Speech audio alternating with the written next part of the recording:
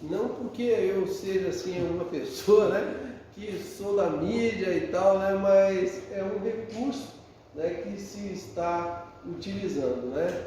Eu aqui dou as minhas cacetadas, né, para não ficar muito feio. Mas nós vamos continuar o nosso estudo do Evangelho segundo o Espiritismo e hoje nós vamos ver deixar pai, mãe e filhos. E aí na extração do Evangelho de Mateus e de Lucas, nós vemos aqui: todo aquele que tiver deixado por meu nome sua casa, seus irmãos, suas irmãs, ou seu pai, ou sua mãe, ou sua mulher, ou seus filhos, ou suas terras, por isso receberá o cêntuplo e terá por herança a vida eterna. Então Pedro lhe disse: por nós vedes tudo que deixamos e que vos seguimos. Jesus lhe disse: digo-vos em verdade, que ninguém deixará pelo reino de Deus, ou sua casa, ou seu pai, ou sua mãe, ou seus irmãos, ou sua mulher, ou seus filhos, que não receba desde este mundo muito mais no século futuro a vida eterna. Um outro lhe disse: Senhor, eu vos seguirei, mas permiti-me dispor antes do que tenho em minha casa. Jesus respondeu: todo aquele que, tendo a mão na charrua, olha para trás, não está apto para o reino de Deus. Então, aqui Jesus esclarece os seus discípulos e aqueles que estão com ele acerca daquela missão que eles tinham, né? Então, nós somos chamados ou guindados a determinados caminhos e nós devemos estar atentos para esses chamamentos, né? E aí varia para cada um a sua missão específica.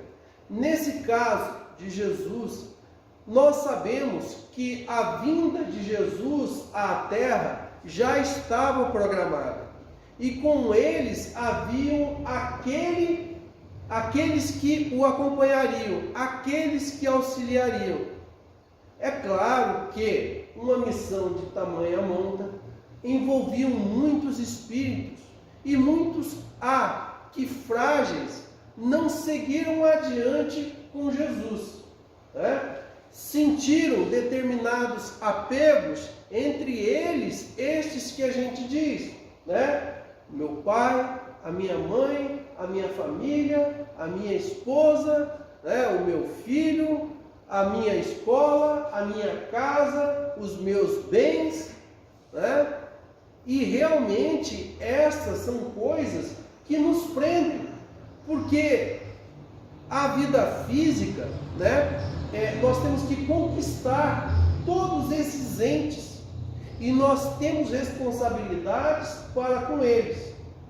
Deixá-los é muito complicado, né? Eu lembro de um fato, né, em que eu tinha completado ali 18 anos, né? E eu tinha na minha mente que eu ia servir, né, as Forças Armadas. E aí eu morava no interior e justamente nesse período eu era a única pessoa que estava trabalhando em casa, né? E que eu comparecia ali com o sustento. E eu fiquei, digamos assim, naquela dúvida, né? Se eu me alisto, eu vou embora. E se eu vou embora, lá a gente não ganha o que é um salário, né? Naquela época era muito menos ainda. Então, como é que vai ficar a minha mãe, né? E aí eu, naquela preocupação, um dia triste lá, a minha mãe me perguntou, né, de aquela forma bem, né, digamos, pessoal antigo, né, de forma áspera, né? O que é que você tem e tal? Aí eu expliquei para ela, né, que eu estava querendo, né? Aí minha mãe falou de forma simples assim e definitiva. Aí falou assim: Deus nunca deixou faltar para nós, né? Se você não estiver aqui, vai vir de outro jeito. O que você quer fazer, você pode fazer, né? E acabou que eu me alistei, né? E vim servir, por coincidência, aqui em Campo Grande. Então, isso aí já faz muitos anos, né? Hoje já estou na reserva, né? E minha mãe ainda continua viva e graças a Deus, né? Nos meses seguintes, né? Depois que eu me alistei, a minha mãe melhorou, teve condições, voltou a trabalhar, a minha irmã também, e assim nós caminhamos. Por isso que eu digo que na nossa vida nós somos chamados para determinados compromissos que nós temos. E cabe, muitas vezes, a nós a decisão. Mas em tudo aquilo que nós nos propomos, a espiritualidade vai nos ajudar. A regra é o seguinte: não vai ser fácil. E nunca é fácil para todas as coisas. Por isso que nós temos que ter noção daquilo que é bom. Porque às vezes nós estamos tentando tomar decisões que são ruins. Ruins tanto para nós quanto para os outros, né? E aí nós estaríamos sendo assim egoístas ao decidirmos de forma que não preservássemos, né? Principalmente aquelas pessoas que estão conosco. Mas nós temos responsabilidades com todos esses entes. E por isso nós precisamos refletir bem, tomar decisões e sempre pedir o apoio da espiritualidade, pedir o apoio de Deus, né? E esse apoio não nos faltará. Mas para aqueles frágeis do caminho, né? Infelizmente, é o que acontece quando a gente não aproveita essas oportunidades. A gente perde, né, aquele momento, perde aquela situação e de repente nós não vamos frutificar tudo aquilo que poderíamos, né? Continuando. Sem discutir as palavras, é preciso aqui procurar o pensamento que era evidentemente este: o interesse da vida futura se sobrepõe a todos os interesses e todas as considerações humanas, porque está de acordo com o fundo da doutrina de Jesus, ao passo que a ideia de renúncia à família seria a sua negação. Então, é claro que a comparação de Jesus aqui nesse caso, né, digamos, muito forte, né? Deixar pai, deixar mãe, mas existe um compromisso muito maior. E nós já vimos pessoas que tiveram que deixar, né, as suas atividades para buscar algo maior. Então nós temos que saber dosar também. Às vezes nós estamos nos dedicando totalmente a uma atividade que nos toma todas as possibilidades e deixando de fazer outras que são também muito importantes ou talvez muito mais importantes. Então nós temos que ter esse raciocínio, né, de entender aquilo que nós temos que fazer, né? Qual é o maior peso, qual é o menor peso? Será que eu posso fazer algo mais além daquilo que eu já estou fazendo? Não temos, aliás, sob nossos olhos a aplicação dessas máximas no sacrifício dos interesses e das afeições da família pela pátria? Censura-se um filho por deixar seu pai, sua mãe, seus irmãos, sua mulher, seus filhos, para marchar em defesa de seu país? Não se lhe reconhece, ao contrário, um mérito por se separar do ambiente doméstico e do aconchego da amizade para cumprir um dever?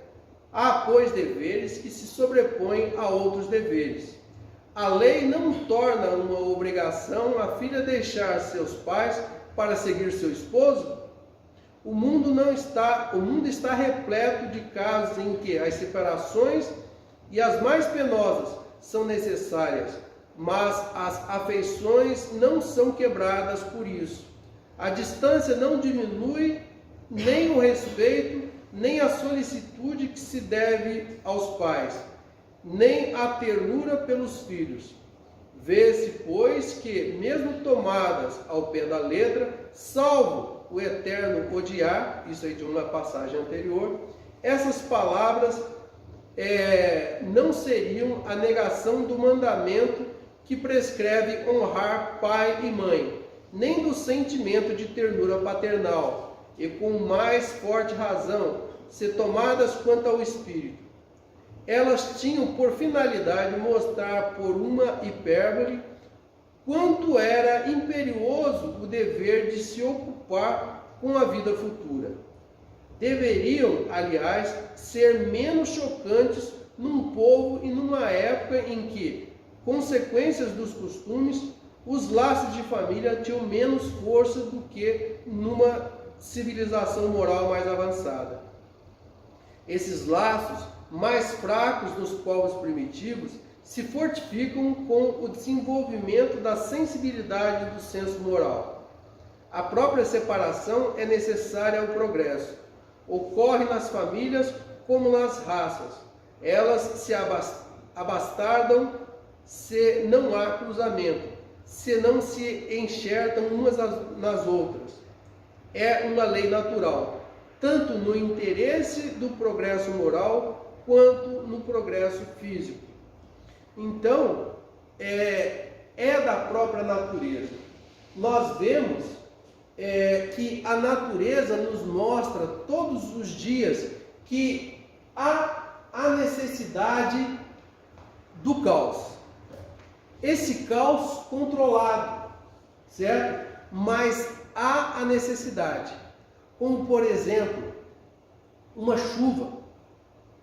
Mesmo que às vezes ela venha forte em virtude de determinadas situações climáticas, certo? Mas ela é necessária. Nós precisamos da chuva para que as nossas plantas floresçam, para que haja alimento. Nós precisamos de umidade. Nós estamos presentes em um planeta e temos situações específicas que precisamos desta condição climática, assim como precisamos do sol. A espiritualidade nos informa que, principalmente no plano espiritual, as grandes chuvas e tempestades ajudam muito no equilíbrio da psicosfera do planeta, né? Porque essas tempestades têm possibilidades de desagregar energias densas, né? Que presas à terra tornam as pessoas mais sufocadas, mais violentas, agressivas, desanimadas, todas aquelas sensações ruins, né? Em virtude dessa energia negativa que fica no entorno de nós, é minorado com essas tempestades, né? Essas descargas de eletricidade. Então, meus amigos, a própria natureza mostra que ela está aqui para nos ensinar. E se porventura nos tira alguma coisa, é para nos dar algo em troca. Cabe a nós utilizarmos todos esses eventos para refletirmos a respeito do mundo no qual vivemos. Se sofremos por algumas dessas atividades, dessas situações que nós não controlamos, devemos sempre pensar o que é que a natureza, o que é que Deus, o que é que a espiritualidade está tentando me ensinar.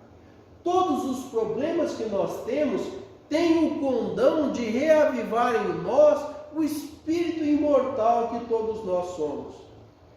De mostrar para nós que a vida, ela vai além dos interesses materiais, que foge dessa questão da própria alimentação, que vai além da proliferação. A vida é um instrumento de crescimento espiritual. Estamos todos nós aqui vivendo no planeta Terra, na busca de harmonização, na busca de compreensão, e muitas vezes nós nos esquecemos desses nossos objetivos e vivemos simplesmente por viver. Eu gosto de, sempre que eu saio, de forma mais tranquila, observar pessoas, e é muito interessante, porque às vezes você vê pessoas candidatas à morte, e às vezes pessoas com baixa idade, mas que simplesmente se entregaram e vivem o dia para que o dia termine, e para que um outro comece e termine também, Não possuem objetivos, não têm motivo para que voltar para casa, Coisas que são importantes para que nós valorizemos a nossa vida, para que nós valorizemos essa condição de encarnados. E por isso a natureza muitas vezes nos vergasta, com essas crises, ou esse caos, esses conflitos que ocorrem. Podemos dizer que a nossa pandemia também tem um conteúdo espiritual. O que é que nós aprendemos com essa pandemia? Garanto que aqueles em que o problema bateu a sua porta, eles têm algo efetivamente para dizer. Agora, muitos, pelo simples fato de terem sido poupados deste problema, que não sequer raciocinam sobre essa questão. O quão foi necessário o nosso empenho espiritual, a nossa oração pelo nosso país. Será que nós, durante essa crise, nós oramos pelo nosso país? Será que nós oramos pelas pessoas? Será que nós classificamos as pessoas para orarmos para ela? Exemplo, fulano, nossa, que pena, que Deus o abençoe. Fulano não, porque fulano é de direita ou é de esquerda, é católico, é protestante, é um patrão ruim, é um chefe mandão. Será que nós classificamos assim a forma de pedirmos a Deus? Um certo dia, quando confrontado com uma situação em que se oferecia oração às pessoas para ajudarem a resolver os seus problemas, desde que houvesse uma contribuição em dinheiro para que se orasse para aquela pessoa. Olha, não sou contra nenhuma religião, mas eu penso que a coisa que nós temos em grande quantidade, essa capacidade de orar por qualquer um, de nos interessarmos pelo problema do outro e às vezes buscar até mesmo ajudar fisicamente. Se não pudermos, que possamos fazer uma oração por essa pessoa. Mas eu me sentiria humilhado se essa pessoa, você ora por mim e me dê um dinheiro para que eu ore por ela, sabe? Eu não me sentiria bem. É claro que recusaria, certo? Mas eu não me sentiria bem por isso. Mas tem pessoas que se sentem bem com isso e até oram ou deixam de orar por alguém em virtude de qualquer concepção, qualquer coisa que interfira. Às vezes deixamos de orar por alguém porque ele é político, Deixamos de orar por alguém porque ele é presidiário. Ou então, às vezes, oramos por um presidiário, por alguém que cometeu um crime terrível, e deixamos de orar pelo nosso vizinho, porque deixou cair manga no meu quintal. Então nós temos problemas que nós devemos resolver. Buscar a inspiração da espiritualidade para melhorarmos a nossa vida, nos harmonizando aqui no planeta Terra.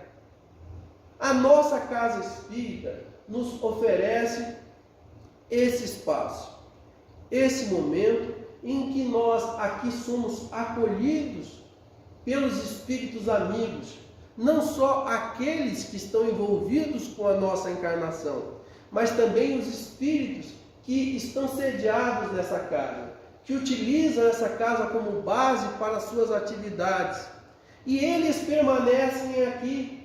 E nós, quando viemos para cá, não pensemos nós que viemos aqui simplesmente para receber, ou simplesmente para resolver uma questão de consciência.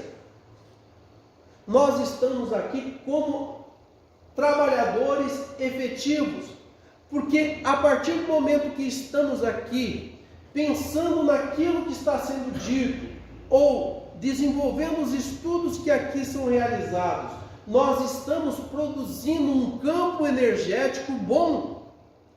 Campo energético esse que fica impregnado na casa, e não só nos beneficia, como vai beneficiar a todos aqueles que se aproximem de nós ou da nossa casa. Alguns espíritos desencarnados são aqui atendidos, e quando são trazidos para cá, eles vão sentir parte dessa energia que nós deixamos aqui. É claro que vamos levar, e vamos levar muito, mas não falta energias, e energias abundantes partem da mão de Deus para todos nós. E é assim que ocorreu toda a nossa vida. Tem aquela poesia das pegadas, na areia, e quando está ali aquelas pegadas únicas ali no chão, em que pensamos que estávamos sozinhos, na realidade é que estávamos sendo carregados. Então, não podemos dividir a vida entre momentos felizes e momentos tristes. Nós podemos dizer momentos felizes e momentos de provação, porque naquele momento nós estamos carregando sobre as nossas costas o peso dos nossos erros ou a necessidade do nosso aprendizado. Então, essa é a dinâmica da vida. Não é sofrimento, mas aprendizado. Meu guri ali hoje, teve prova, como está tendo prova durante esse período. As provas são necessárias. É um período difícil, certo? Mas sem as provas, nós jamais saberemos se estamos aptos ou não para as questões do momento ambiente, do momento presente, e se estamos aptos a enfrentar novas e maiores. Porque não pensemos nós, aquele pensamento de aposentado, graças a Deus não sou, mas é aquele pensamento de aposentado, tipo assim, não vejo a hora de me aposentar, e não ter mais que trabalhar, e aí às vezes até reclama de patrão, trabalho e tudo mais. Nós somos espíritos eternos. Nós jamais vamos parar de trabalhar.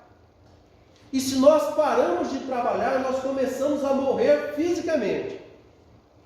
Então nós sempre vamos trabalhar. E quando partirmos para a espiritualidade, vamos continuar trabalhando. E se voltarmos em outras encarnações, vamos trabalhar.